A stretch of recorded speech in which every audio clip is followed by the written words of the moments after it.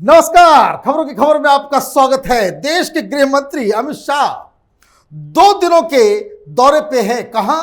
बिहार में। और वहां के राजनीतिक परिदृश्य अचानक से बदलती हुई नजर आ रही है। यह गठबंधन का गणित, ये जो महागठबंधन लालू यादव, नीतीश कुमार, वामपंथियों और कांग्रेस पार्टी की जो गठबंधन है, वो उसका गणित गड़बड़ा गया है। और तो और ये खबरें आ रही है कि लालू यादव की पार्टी आरजेडी और जेडीयू के बीच शीत युद्ध के साथ साथ गृह युद्ध भी शुरू हो चुका है। वहां यह सरकार ज्यादा दिन तक चलने वाले नहीं है, क्योंकि खबर यह आ रही है कि फिर से तेजस्वी यादव और नीतीश कुमार के बीच वो रूठा रूठी बिहार में कहते हैं, आपस में एक दूसरे से बातचीत नहीं हो रही। और ये सब 4-5 इस तरह की घटनाएं घटी हैं, जिससे ये लग रहा है कि पलटू राम फिर से भारतीय जनता पार्टी के दरवाजे की तरफ ताकना इन्होंने शुरू कर दिया है। हालांकि अमित शाह ने बार बार ये कहा है कि दरवाजे बंद हो गए, लेकिन 2 दिन पहले जेपी नड्डा साहब ने एक ऐलान कर दिया, जिससे मसला थोड़ा और गंभीर हो गया। उन्होंने कहा कि हमसे अलग होकर के कई सारी पार्टियां चली गई, उन्होंने अपने मन से छोड़ा। अब उनका मन बदलेगा तो देखा जाएगा। अगर वो वापस आना चाहते हैं तो उसमें कोई दिक्कत नहीं है। लेकिन ऐसी क्या बातें हो गई, ऐसी क्या चीजें हो रही है कि बिहार की राजनीति में और खास करके ये I.N.D.I.A के अंदर खलबली मची हुई है। तो पहली चीज, अभी G20 की रात्रि भोज के दौरान जिस हिसाब से प्रधानमंत्री मोदी और नीतीश कुमार की मुलाकात हुई, कांग्रेसियों ने तो बायकॉट कर रखा था, कई सारे मुख्यमंत्री गए नहीं, लेकिन वहां देखा गया कि प्रधानमंत्री मोदी और नीतीश कुमार के बीच बड़ा ही क्लोजनेस नजर आया। प्रधानमंत्री मोदी स्वयं नीतीश कुमार को जो बाइडेन से मिलवा रहे थे। ये जो तस्वीरें आई, उससे पहले ही परेशान हो गई ये INDI वाले के बड़े बड़े नेता। लेकिन उसके अगले दिन जो हुआ वो और भी खतरनाक था। दरअसल ये जो 15th फाइनेंस कमीशन है, वो 2023-24 के लिए बिहार को 3,884 करोड़ रुपए वो देने थे, और उसकी पहली किस्त 1,942 करोड़ रुपए इमीडिएटली अगले दिन दे दिया गया। सवाल देने का नहीं है, सवाल कुछ और है। ऐसी क्या हड़बड़ी हो गई? रविवार को दफ्तर खोल दिया गया, सारे दफ्तर G20 के लिए बंद, रविवार ऊपर से। लेकिन प्रधानमंत्री मोदी से रात में मुलाकात होती है, गपशप होती है, और अगले दिन संडे को खुल जाता है खजाना। यह बताया जा रहा है कि यह क्लोजनेस का एक संकेत है। प्रधानमंत्री मोदी इस तरीके से संडे को आप, और यह खबर जैसे बिहार पहुंची कि नीतीश कुमार दिल्ली गए, प्रधानमंत्री से मिले, अगले दिन आ गया, अगले दिन एक और चीज आ गया। गृह मंत्रालय की तरफ से CBI को क्लीन चिट दे दिया गया, भाई केस करो। केस किस चीज का? वही land for job, Lalu Yadav का नाम है उसमें, चार्जशीट के अंदर। उसमें बकायदा तेजस्वी यादव का भी नाम है। अब इस चीज को समझिए, यही वो मुद्दा है जिसे वो एक बहुत बड़ा इशू बनाकर नीतीश कुमार ने पिछली बार इस महागठबंधन से अपने आप को अलग किया।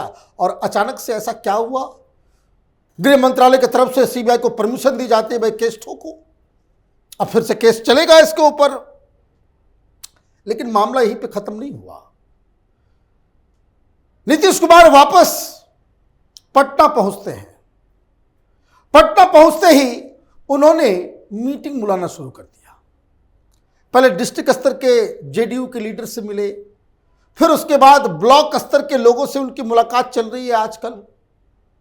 भाई किस लिए? तो जो जानकार हैं, जेडीयू को अच्छी तरीके से इनसाइड आउट जानते हैं, वो बता रहे कि नीतीश कुमार जब भी कोई इस तरह का बड़ा फैसला लेते हैं, जैसे भारतीय जनता पार्टी से अलग होकर के आरजेडी के साथ मिलना है, उसके पहले भी यही काम कर रहे थे। ये पार्टी के अधिकारियों को बुलवाया, डिस्ट्रिक्ट लेवल के लोगों को बुलवाया, फिर ब्लॉक स्तर के लोगों को बुलवाया, और उसके बाद वो फैसला लेते हैं। वो कहते हैं कि भाई पार्टी के लोगों से हमने राय ले ली है। अब फिर से इन्होंने ये शुरू कर दिया। सिर्फ शुरू ही नहीं किया, जो खबर आ रही है, जो डिस्ट्रिक्ट पदाधिकारी है उनको बोला जा रहा है कि भाई साफ साफ कहा गया, किसी को कहीं जाने वाने की जरूरत नहीं है, चिंता मत कीजिए, पिछली बार जितनी सीटों पे हम लड़े थे उतनी सीटों पे हम लड़ेंगे, किसी का सीट कटने वाला नहीं है। ये अजीबोगरीब स्थिति है। ये कहने का मतलब क्या है? ये कहने का मतलब ये है कि पिछली बार जितनी सीटों पे जेडीयू लड़ी, इस बार भी लड़ेगी। तो ये चीज तो होता नजर आएगा नहीं लालू यादव के साथ, क्योंकि लालू यादव 50-50 के ये फॉर्मूला पॉसिबल नहीं है अगर आप इस डॉटेड अलायंस में रहोगे, क्योंकि वहां तो लालू यादव भी लेंगे, वहां कांग्रेस पार्टी भी लेगी, सीपीआई एमएल भी कह रही है, और कम्युनिस्ट पार्टी के भी लोग कह रहे हैं।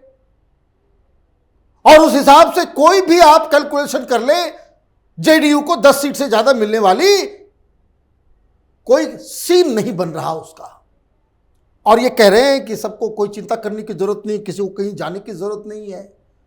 अब जैसे ये बातें हुई, अभी मालूम चल रहा है कि पिछले 2 दिन से तेजस्वी यादव ने भी मीटिंग बुला ली है जिला पदाधिकारियों का, और वहां से अंदर खाने खबर आ रही कि सारी सीटों पर तैयारी कर लो।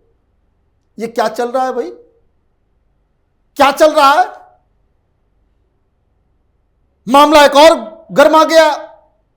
2 दिन पहले शिक्षा मंत्री चंद्रशेखर ने फिर से वही बयान दे दिया रामचरितमानस के ऊपर, और जेडीयू के लोग सामने आकर के वो कह रहे हैं कि ऐसी बातें मत किया जाए जिससे लोगों की भावनाएं भड़कती हो और जिससे भारतीय जनता पार्टी को फायदा हो जाए। लोगों को अपनी जुबान पे कमांड रखना चाहिए। लेकिन नीतीश कुमार क्या करे? नीतीश कुमार को तो लगातार बेइज्जत किया जाता है। कभी कोई, कभी सुधाकर सिंह कर देते हैं, कभी कोई कर देता है। और इस तरह के बयान के ऊपर अभी बहुत किरकिरी हुई कि शिक्षा मंत्री के जो सेक्रेटरी है, वहां से खबर आ गई कि हिंदू पर्व त्योहारों के ऊपर छुट्टी काट दी गई और मुस्लिम पर्व त्योहारों को जो है वो बरकरार रखा गया, उस छुट्टियों को। नाम चंद्रशेखर का नहीं गया, बदनाम हुए नीतीश कुमार। अब ये सब चीज चल ही रहा था तो एक बैठक बुला गई। अभी याद होगा, अभी पत्रकारों को बैन किया जाए, और बड़ी सफाई से जेडीयू ने उस मीटिंग को मिस कर दिया। कोऑर्डिनेशन कमेटी में जो बैठक में जो लोग शामिल हुए, हर पार्टी के नुमाइंदे थे उसके अंदर। 2 बड़ी पार्टी वहां पे नहीं थी, 3। एक, ये जो सीपीएम वाम मोर्चा की तरफ से जिनको वहां पे अधिकृत किया गया, वो नदारत। ममता बनर्जी की पार्टी के अभिषेक बनर्जी भी नदारत, वो भी नहीं गए। और उसके बाद मालूम चला ललन सिंह भी नहीं गए। ललन सिंह ने कहा कि हम बीमार हैं, इतने बीमार हैं कि हम नहीं जा सकते। तो इतनी सारी चीजें कोइंसिडेंस तो नहीं हो सकती। एक चीज कोइंसिडेंस हो, चलिए भाई पैसे आ गए, लेकिन सब कुछ साथ साथ एक साथ हो रहा है। तो इसका मतलब क्या है? इसका मतलब है कि अंदर खाने कुछ चीजें चल रही है। और सबसे बड़ी चीज, जो अपने पदाधिकारियों, अपने पार्टी के लोगों से मिल रहे हैं, उनसे वो सवाल जवाब कर रहे हैं, पूछ रहे हैं कि इस महागठबंधन का पब्लिक इंप्रेशन क्या है, जनता के बीच सरकार का इमेज क्या है। और लोग साफ साफ कह रहे हैं कि जेडीयू तबाह हो जाएगी अगर ये गठबंधन में ज़्यादा दिन तक रहे तो, क्योंकि लोग फिर भागेंगे। लोग लालू यादव की पार्टी के साथ हाथ में हाथ मिला करके कैंपेन नहीं कर सकते। ये संकेत है नीतीश कुमार फिर से पलटी मारेंगे नहीं मारेंगे, तो यही तो चरित्र होता है पलटू रामों का। वो कब कहां गच्चा किसे दे दे। लेकिन एक बात जानने और समझने की है, भारतीय जनता पार्टी ने पिछली बार ही गलती की थी नीतीश कुमार के साथ हाथ मिलाकर के चुनाव लड़ने की, जिस वजह से जो पिछली बार इतनी सीटें आ गई आरजेडी को, वो नहीं आनी थी। अगर भारतीय जनता पार्टी पिछली बार भी विधानसभा के चुनाव में अकेली लड़ती, भारतीय जनता पार्टी अकेले जीत जाती। अभी बिहार के अंदर जो माहौल है, वो माहौल आम जनता के लिए इतना कष्टदायी है कि लोग नीतीश कुमार का चेहरा नहीं देखना चाहते। इस सरकार से लोग परेशान हो चुके हैं, कोई चीज व्यवस्थित नहीं है। अब लोगों को लग रहा है कि ये जो महागठबंधन की जो सरकार है, वो उससे निजात पाना है।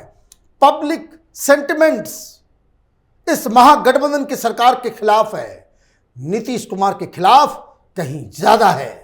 नीतीश कुमार के नेतृत्व में बिहार की जनता ने अपना विश्वास खो दिया है। भारतीय जनता पार्टी अगर फिर से नीतीश कुमार के साथ हाथ मिलाने की कोशिश करेगी, तो नीतीश कुमार के प्रति जो नाराजगी है, वो कहर भारतीय जनता पार्टी के ऊपर भी बरसेगा। क्योंकि ये जनता है, आप अपने राजनीतिक फायदे के लिए, नुकसान के लिए, कैलकुलेशन के लिए, समीकरण के लिए आप हाथ मिलाएं, साथ में आए जाएं, उससे कोई फर्क नहीं पड़ता। लेकिन जब जनता ये ठान लेती है कि एन केन प्रकारन ये चेहरा, ये नेता हमें नहीं चाहिए, तो वो जिस किसी के साथ जाएगा उसकी नैया को डुबो देगा। भारतीय जनता पार्टी क्या करेगी, नीतीश कुमार क्या करेगी, ये ज़्यादा दिन तक ये मिस्ट्री नहीं रहने वाला है। आप देखते रहिए कैपिटल टीवी। हमारे वीडियोस को लाइक कीजिए, शेयर कीजिए और हमारे चैनल को सब्सक्राइब कीजिए। धन्यवाद।